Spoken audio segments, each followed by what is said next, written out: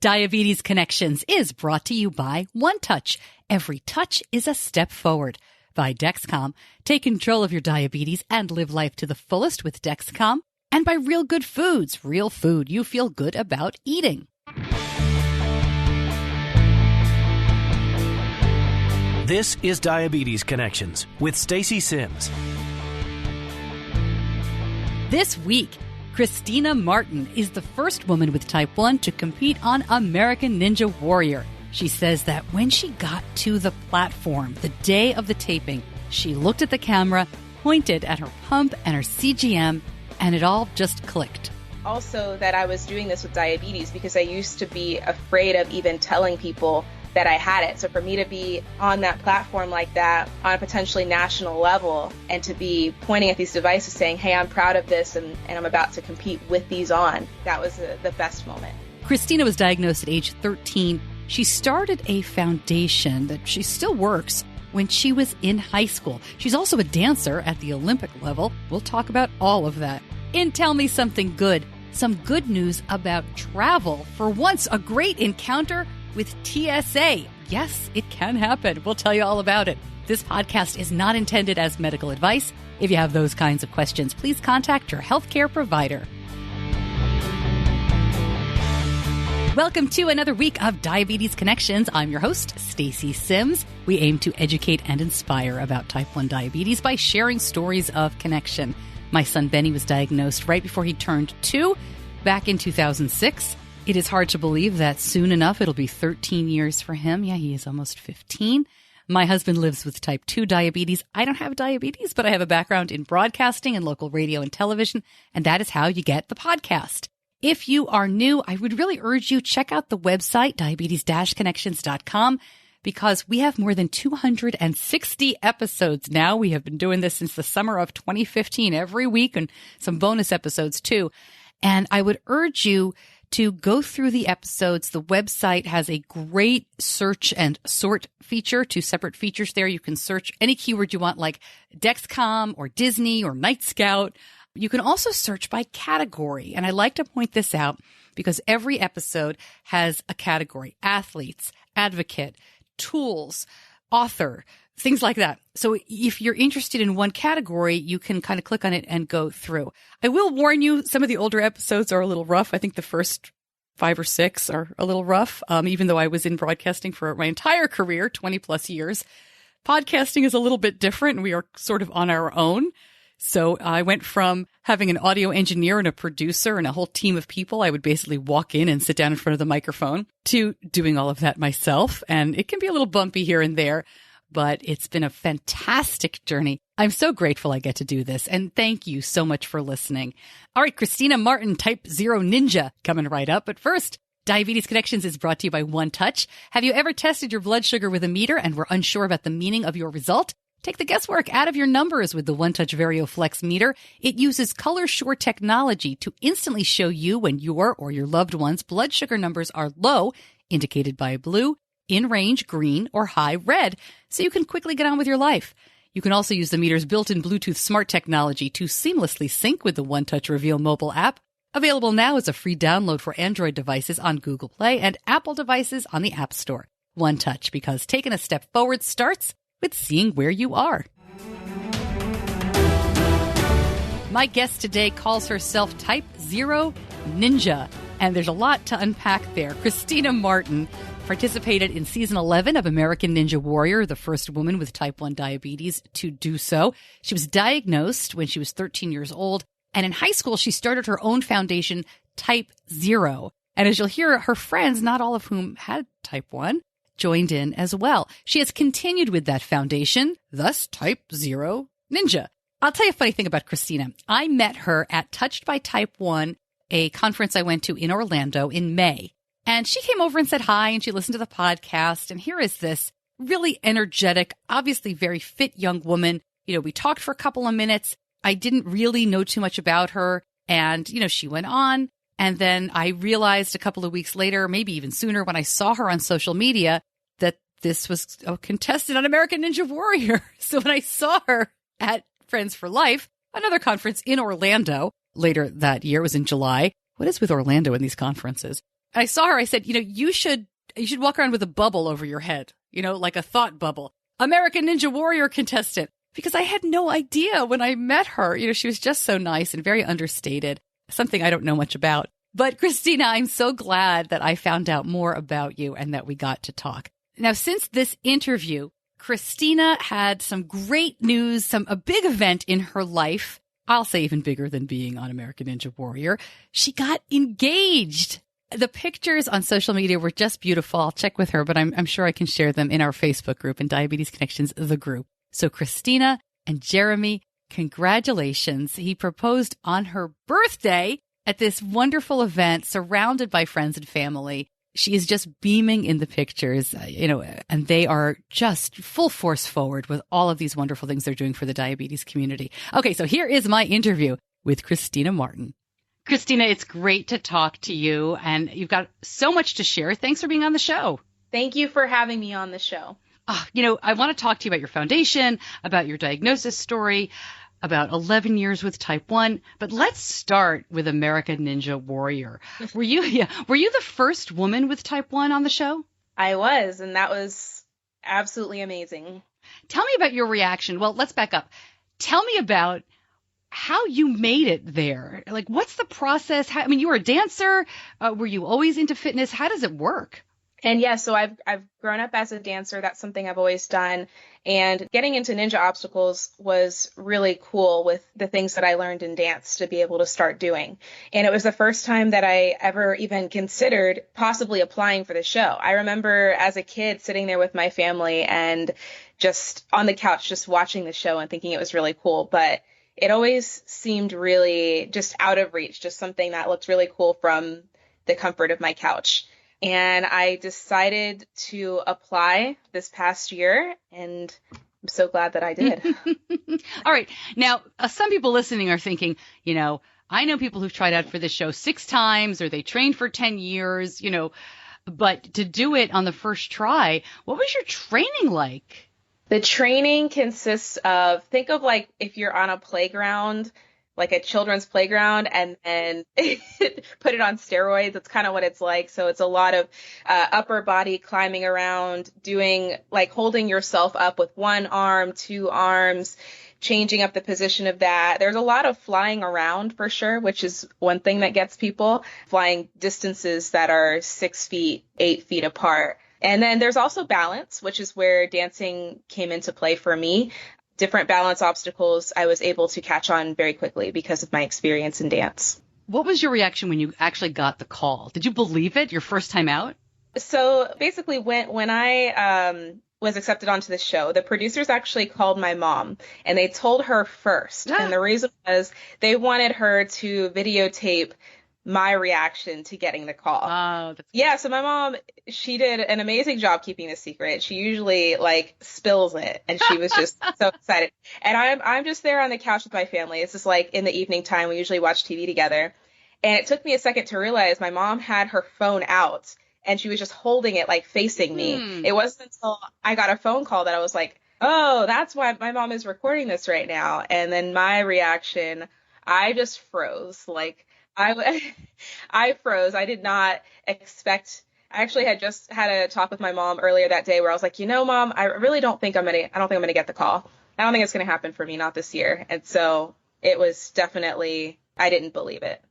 Now, one of the things that's crazy, and I've learned from talking to other people about American Ninja Warrior, and I guess this happens with a lot of reality TV shows, is that you can make it on the show, but you won't make it on the broadcast. Can you just tell us a little bit of that experience? What happens? Basically, they pick 1% out of everyone that applies. They said that they receive about 100,000 applications. Wow. Yeah, every year. They pick 1% of those people, which is where I fell in, and then they assign people to different regions. So for me, I was 1 out of 100 people assigned to the Atlanta, Georgia region. And then from those 100 that compete, they pick up to 25 that actually get airtime. I went through the whole process of being interviewed, which was an amazing experience, being interviewed by the producers, having different backgrounds, a green screen, and everything else. They told me that they loved my story and that what I stand for, it aligns with who they are as producers and what they want this show to be to America. At the end, though, they did not end up airing my run. So yeah, you go through the whole process as if you are going to get airtime, but you don't know if you actually will or not. Boo. Well, I was disappointed. I'm sure you were too. A little bit, but what's been really cool is that I've had a lot of experiences that I didn't think I was ever going to have after the show, simply because I was able to say that I was on the show and that I did this with Type 1. Yeah. So it's been amazing what I've been able to do even without that airtime. And they do let you show. I've seen the videos of the making of your story and the behind the scenes stuff. So that's cool because you can see everything. I mean, how great is that? Before we move on, tell me about the run. What did you do on the course and how did it feel? So my favorite moment was actually right before I ran the course. The producers had told me, like, okay, Christina, we're going to have you stand up on the platform and then you're going to see one of our cameramen count you down and that's when you'll start. Now, before you start, just wave to the crowd and show them how excited you are. And I was like, okay, got it. Not nervous. My heart's like racing out of my chest for sure. So I get up on the platform and it was that moment that was the greatest because I'm there and I see the crowd, they're cheering really loudly, but most importantly, I had 28 people between my family, my friends, and the diabetes community, and then people that are on my dance crew that I'm on. There were 28 people that drove up with me from Orlando, Florida, 8 hours to Atlanta, and they're there. They all have shirts that say Type 0 Ninja on them because that's my name on the show. And just seeing them in the crowd right there, it started to calm me down. And then I was standing there for a while and I'm like waving at everybody and I look at the cameramen and they're not ready for me to run the course yet. I'm like, okay, what am I going to do now? And I was like, I have my insulin pump on me and I have my sights showing. Let me show that. And so I started to point at it. And it was that moment when I was pointing, it was like it finally clicked, like that I was there, that I was on. Yeah. And that also that I was doing this with diabetes because I used to be afraid of even telling people that I had it. So for me to be on that platform like that, on a potentially national level, and to be pointing at these devices saying, hey, I'm proud of this and I'm about to compete with these on, that was really the best moment. So what got you on the course? What knocked you out? Okay, so there's an obstacle where you're supposed to run up different steps and then you have to catch a rope in midair. And that is what got me. It was catching the rope. Yeah. And I know I had gotten one hand on it. The other one didn't. Part of me I was totally in my head the entire time I was doing this. I was like, oh my goodness, I'm on the course right now. And where am I stepping? And so when people ask me that question, I always say, oh yeah, it was catching the rope. But what I really think got me was actually the mental block that I had. It was not fully being focused on what I was doing and being so focused on that present moment, not looking forward. So when I went to go grab the rope, I didn't grab it right away and then I fell into the water. Oh, that's too bad. It's okay. All right. I feel like it was a learning experience too, because it's kind of like how I relate it to diabetes in a lot of ways. You know, it's just, do we challenge ourselves to continue looking forward and growing and, you know, or do we let things that are bothering us, things that are stressing us out, get in the way of us succeeding? And so as soon as I fell in the water, my thought was, yeah, I'm coming back. I'm doing this again. That is awesome. So tell me about, you've been diagnosed 11 years and you said that you used to want to hide it. Right back to my interview with Christina in just a moment. But first, Diabetes Connections is brought to you by Dexcom. And when Benny was very little, and in the bathtub or at the pool, I always noticed his fingertips. I mean, you know what I mean, right? Especially if you have a little kid with diabetes. They were poked so much. They were full of those little pinprick holes. You could really see it when he got wet. And he is almost 15. I do not see his hands close up all that much anymore. But when we went to the endocrinologist last time, and he always checks Benny's fingers, we could see they're amazing. They've healed so well. Everything just looks normal. We've been using Dexcom for almost 6 years now. And with every new iteration, we've done fewer and fewer finger sticks. The latest generation, the Dexcom G6, eliminates finger sticks for calibration and diabetes treatment decisions. Just thinking about doing 10 finger sticks a day in the past makes me glad that Dexcom has helped us come so far. It is an incredible tool. If your glucose alerts and readings from the G6 do not match symptoms or expectations, Use a blood glucose meter to make diabetes treatment decisions. Learn more, go to diabetesconnections.com and click on the Dexcom logo. Now back to my interview with Christina. Let's back up. Tell me about your diagnosis. You were 13. That's a tough age. It is a tough age. My entire, teen life. When I was diagnosed, I was in 7th grade.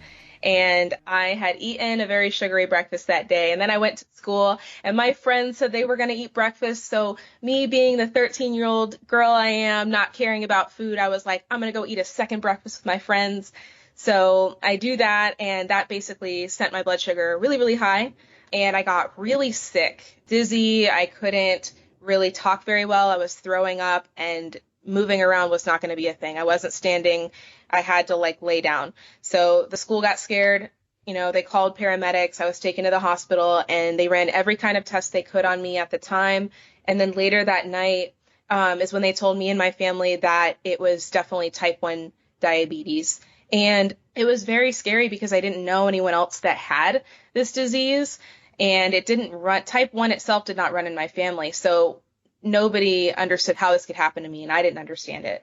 I actually begged the hospital to let me stay an extra day because I was so scared of dealing with this on my own.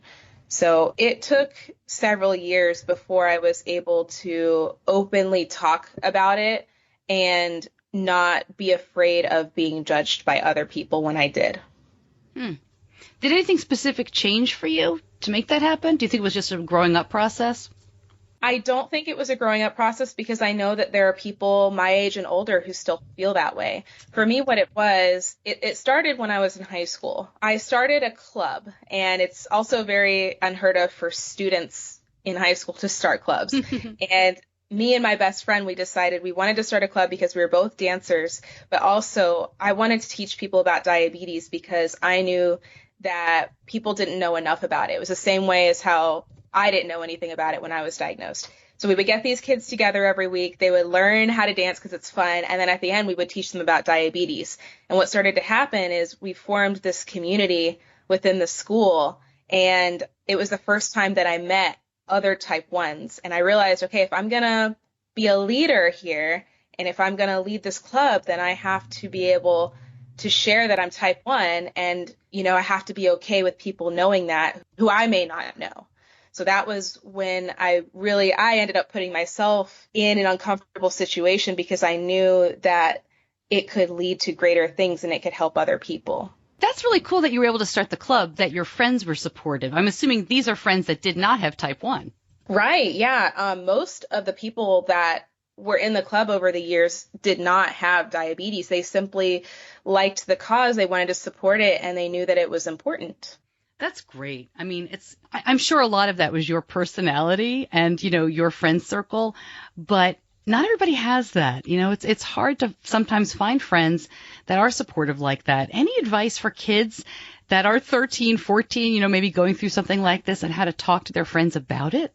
I would say the first part of being able to put yourself out there is to realize that a lot of this stuff is an illusion. I used to think that if I checked my blood sugar in public, that everybody was watching me do it, or that if my pump was showing, everybody was going to see it. And the truth is, people are not as observant as we like to think they are. And if you can get past that right there, it's going to help you because most people, they don't even know enough about diabetes to create a conclusion that you are. The stereotypes that exist, they're there, but we can easily combat that by simply being true to ourselves, being honest, and finding the confidence within ourselves to share that with others. And again, people they're not as observant. I actually, when I started college, I would purposely sit in one of the most busiest parts of the school, and I made sure every day to check my blood sugar because I wanted to see first. I wanted to see who was watching. And when I saw that literally nobody saw me, I repeated it every day until I felt confident doing it anywhere. You've turned what basically started as a high school club, as you said, into something that is now much, much more. I know it's not your full-time job, but it's basically enough time that it might as well be. Tell me about the Type 0 Foundation. So Type 0 we took the club, and I had a team of people that understood our passion from the club. And from there, we made it the nonprofit organization that it is today. So actually, our first board of directors was high school kids. Wow. Yeah. So for Type Zero, our purpose now is the same. We want to bring awareness and physical activity and also everyday support to people with diabetes. But the difference now is we support the entire family system, not just the kids at the high school. We really feel like there's this gap. People can get advice from medical professionals, but it's like professional advice. They can get advice from family and friends that maybe don't have type 1 diabetes. And so what we're doing is we include the entire family system in our supportive activities that we do. Every month we do outings, and we just ask people, hey, what would you guys like to do?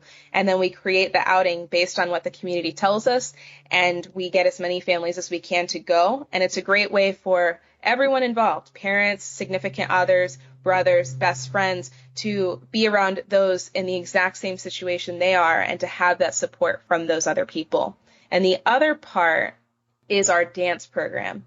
We put together dance routines that tell stories about diabetes, and then we go out and we perform them at different events in the community as a way to bring more awareness in a unique way. You mentioned that when we talked about American Ninja Warrior, that one of the first things you thought afterward was, I'm coming back. Are you still thinking that way? Are you training? Are you going to audition again? Oh, I'm definitely going back. Definitely am. Application season's actually open, and in a few months here, we will know who's been selected again. But my goal is to go back and be the strongest that I've ever been and just represent type 1 diabetics as well as I possibly can. I meant to ask you earlier, Christina, do you mind if I ask what gear you wear? Because, when you said you were pointing at your devices, what devices did you have on? Yeah, so I pump with Medtronic. I use their 670G insulin pump, which is their newest one that is a closed loop system that it communicates with the CGM. And so I had my Medtronic pump on with the sensor as well. If we go back and look, is it pretty visible? Yes, I made sure of it, actually. The clothes that I was wearing an outfit that had my midriff completely showing because I wanted people to be able to see very visibly that I had not only that I had the pump on, but I had 2 sites on my stomach. Yeah. So it was great fun to meet you this summer. And I met you kind of before I realized who you are and what you had done. And then I sent you that message like, wait a minute. You didn't tell me. What has it been like for you? I mean, you've been a big part of the diabetes community, I know, in your local area. And, but now that you're kind of getting out to more conferences and meeting more people, what is that like for you?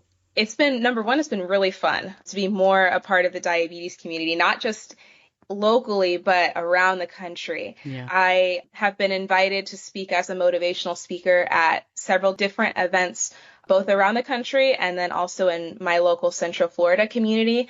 It's a learning experience for me too. I feel like even though I'm at these events and people are looking at me, they're looking for guidance from me and advice from me, I feel like I learn from everybody that I'm meeting as well in the diabetes community. It reminds me why I'm doing this and reminds me to always try to be my very best. I've been focusing on the ninja, the obstacle stuff, but with dance, you competed. Was it an Olympic level competition this summer? Tell us about that.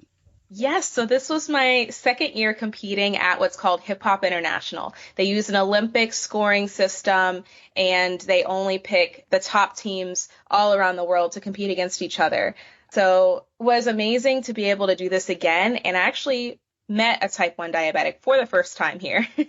One thing about this experience is it reminded me of kind of what it's like to feel like you're in a huge world and you're the only one with type 1 diabetes. So competing there was amazing, and it also just reminded me of how important it is to have support from other people. But yes, to be able to represent type 1 diabetics on this level, it was absolutely amazing. And we scored 5th in the nation, my team, the squad. Wow.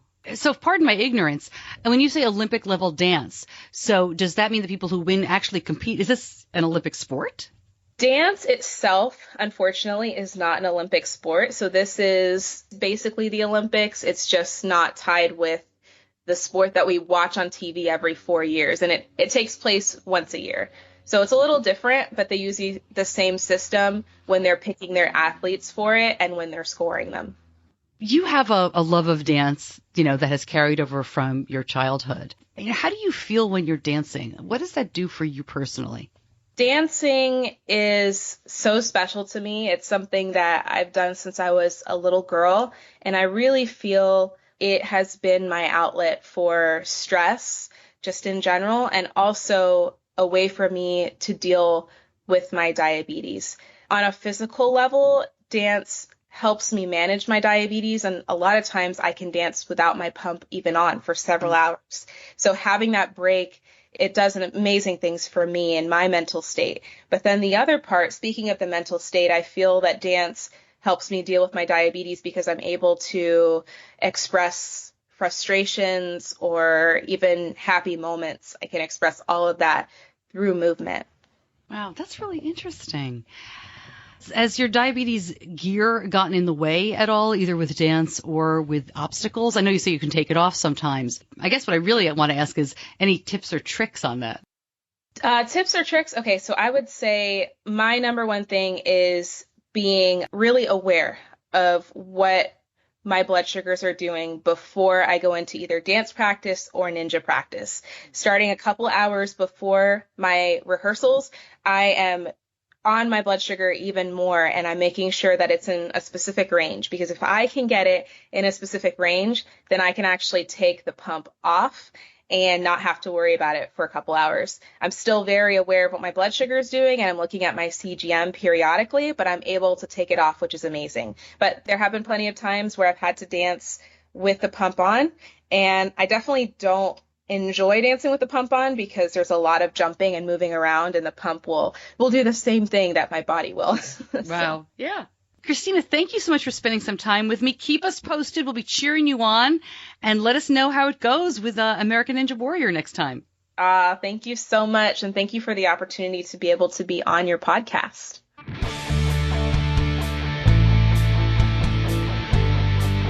You're listening to Diabetes Connections with Stacey Sims.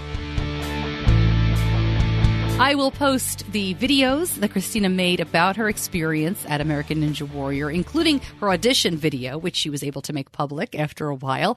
I'll post those in the show notes, and I'll share some more pictures and things on social media, especially in the Facebook group, in Diabetes Connections, the group. And I am sure we have not heard the last of Christina. I will definitely let you know when she is back on American Ninja Warrior, because if she says she wants to go back, she's probably going to go back. All right, Tell Me Something Good this week. I have good news about the TSA and type 1 diabetes. Not something that we hear a lot about. Often we are complaining about the process. A lot of it doesn't seem to make any sense, whether you have diabetes or not. But I got a great post from somebody in the group I want to share with you. Tell Me Something Good is brought to you by Real Good Foods. And one of the things I love about Real Good Foods is they're not a diabetes company per se. Right? They're just a food company. They are for people who want food that tastes great, is very convenient, is low in carb, high in protein. But they do so much for the diabetes community. They have quizzes and comments on their website right now. They're educating on their social media. They're talking about World Diabetes Day. And I really appreciate that. It all started a while back when a young boy with type 1 diabetes wrote to them and told them how much he enjoyed their pizza, how his parents appreciated that it was low carb, and they realized that, sure, good for business, right? We can appeal to these new customers, but they also took it upon themselves to do a little bit more and give back, and I think that's great. You can find out more. Just go to diabetes-connections.com and click on the Real Good Foods logo.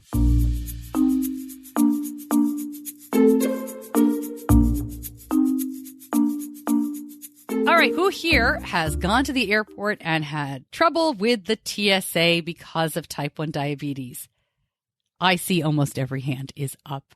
We have had our own bit of trouble here and there. We've been very lucky. I mean, truly.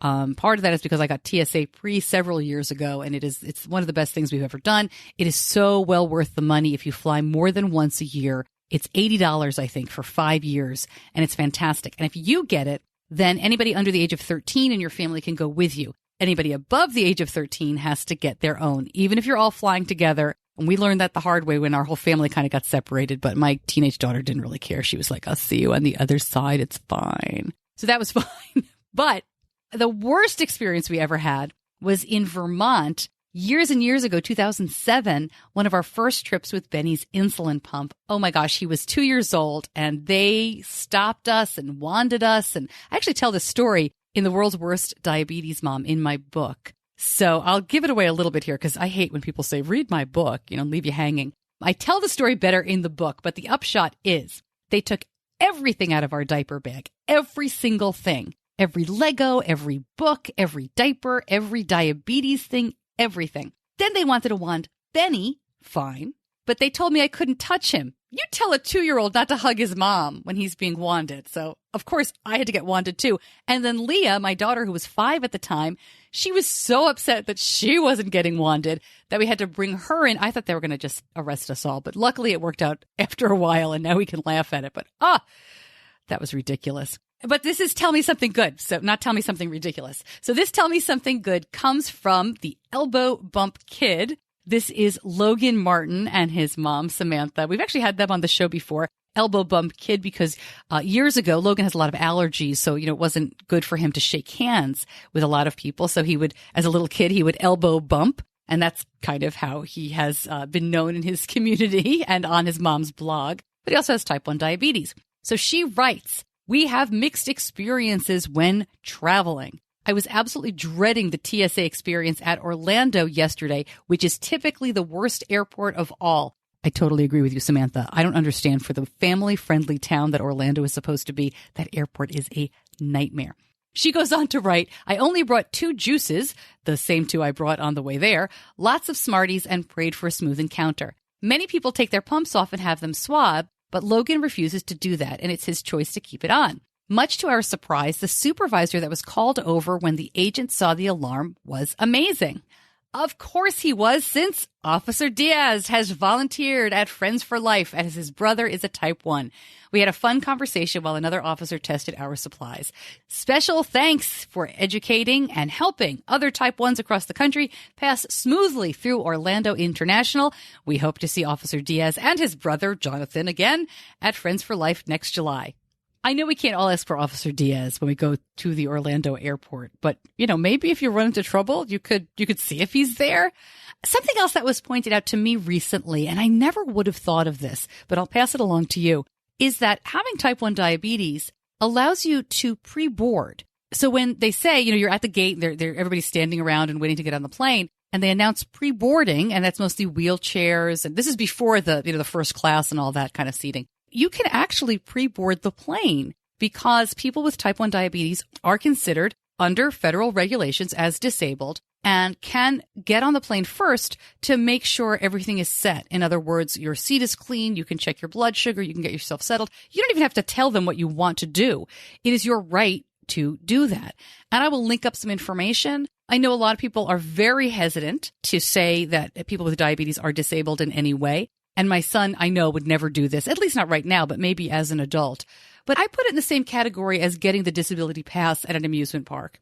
We've never needed it. But if you need it, for whatever reason, get it. If you need to do this, do it. There's no judgment in me saying that I don't need it. Benny doesn't need it. It's just not something that he needs. He may need other accommodations that you don't need.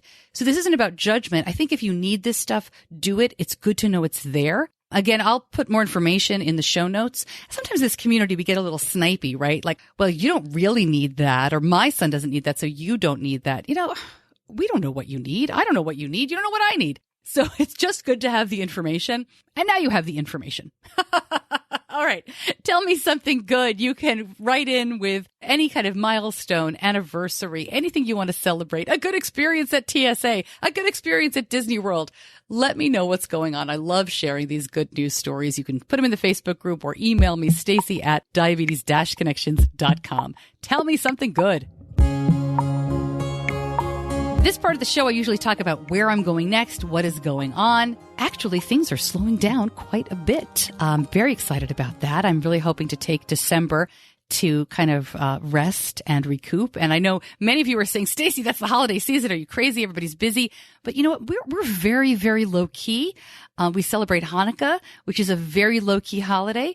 We're not actually traveling anywhere right now over winter break. Usually we have a lot going on, but Benny has knee surgery this week. I guess that's a big enough deal. He has a torn meniscus I've shared before.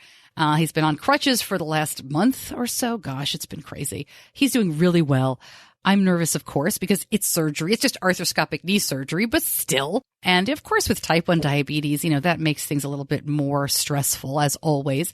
But we've done this before. It's been a long time. He had a dental procedure when he was younger, and that's a long story, but he did need general anesthesia for that. And that was before CGM for us, way before. He was not even, maybe he was 3, but he got a CGM when he was 9. So, we'll be monitoring, and I'm talking to my endo, and we've got a pretty good handle on it. So I will report back. But hopefully he'll be hobbling around and on crutches for a little while longer. And then fingers crossed he can get back into the swing of things. I don't know that wrestling is in the cards for him this year, but he certainly hopes so. So, my fingers are crossed for him on that because he's just loving it. And because of that surgery, we've really slowed things down with no plans for the rest of the year. My family always comes to me for Thanksgiving. So that was easy. My daughter's coming home from college. I haven't seen her since we dropped her off in August, so I cannot wait. And then in January, things will start going crazy again. We've got a lot of events on the books, a lot of events about the book. If you'd like me to come to your town, calendar is getting very full for 2020, but definitely let me know. You can go to diabetes-connections.com and click on the community tab, and there's a form there that you can fill out. And if I am available, I will do my very best to come your way. All right. Thank you so much to my editor, John Buchanan from Audio Editing Solutions. Thank you very much for listening. I'm Stacey Sims. I'll see you back here next week.